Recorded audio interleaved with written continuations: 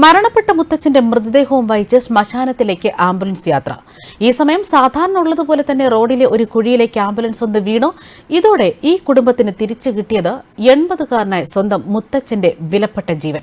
റോഡിലെ കുഴികളിൽ വീണ് നിരവധി ജീവൻ പൊലിഞ്ഞ വാർത്തകൾക്കിടയിലാണ് ഇത്തരത്തിലൊരു വിചിത്രമായ ഒരു വാർത്ത കൂടി പുറത്തുവരുന്നത്. എന്തായാലും സംഭവം കേരളത്തിലല്ല എങ്കിൽ ഇതൊന്നുമായിരിക്കില്ല നടക്കുക. ഇത് ഹരിയാനയിലാണ് നടന്നിരിക്കുന്നത്.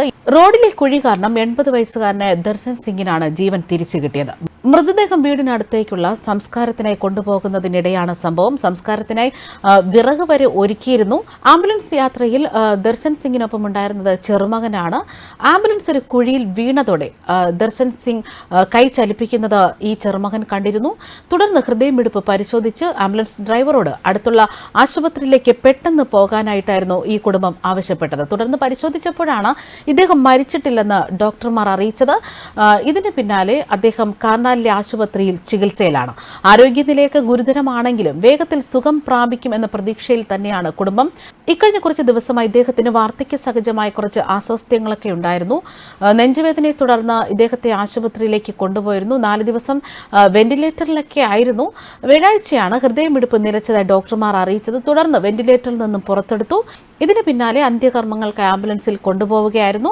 ബന്ധുക്കളും നാട്ടുകാരും ഒക്കെ എത്തുകയും സംസ്കാരം നടത്തുന്നതിലേക്ക് ചിതവരെ ഒരുക്കുകയും ഒക്കെ ചെയ്തിരുന്നു.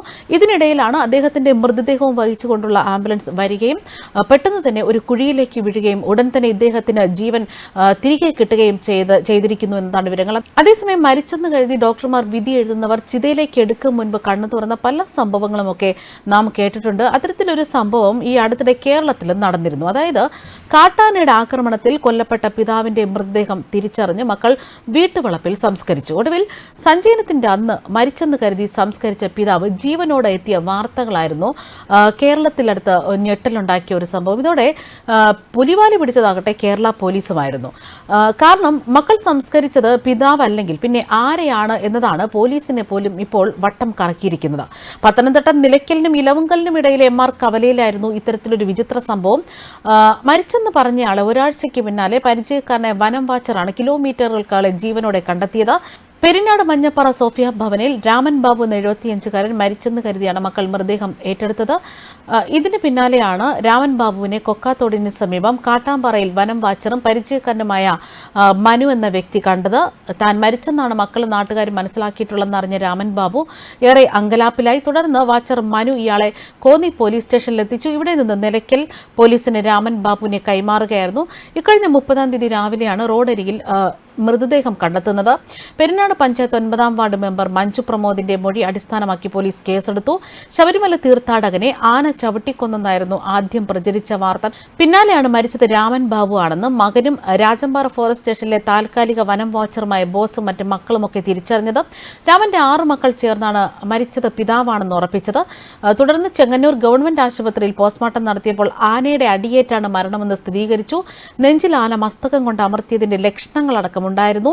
ഇടത് കൈക്ക് ഒടിവും തലയ്ക്ക് പിന്നിൽ പരിക്കുകളുമൊക്കെ ഉണ്ടായി. എന്നാൽ മുഖത്തിന് യാതൊരുവിധ കുഴപ്പവും ഉണ്ടായിരുന്നില്ല. ഇത് കാരണം തിരിച്ചറിയാനെത്തിയ മക്കൾക്കും ആശയക്കുഴപ്പമൊന്നും ഇല്ലായിരുന്നു എന്നാണ് വിവരങ്ങൾ. പിന്നാലെ മൃതദേഹം ഏറ്റുവാങ്ങിയ മക്കൾ വീട്ടുവളപ്പിൽ സംസ്കരിക്കുകയും ചെയ്തു. മകൻ ബോസിനൊപ്പം മഞ്ഞത്തോട്ടത്തിൽ താമസിക്കുന്ന രാമൻ ബാബു അലഞ്ഞു നടക്കുന്ന ഒരു സ്വഭാവക്കാരനായിരുന്നു.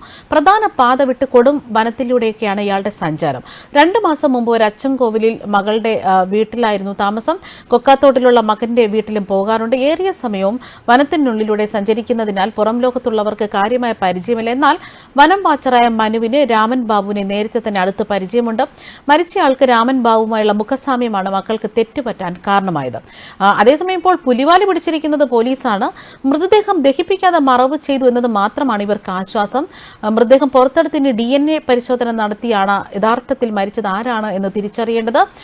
അതുകൊണ്ട് തന്നെ ഇപ്പോൾ സമഗ്രമായ ഒരു അന്വേഷണത്തിനാണ് പോലീസും ഒരുങ്ങുന്നത്. ന്യൂസ് ഡെസ്ക് കർമ്മ ന്യൂസ്.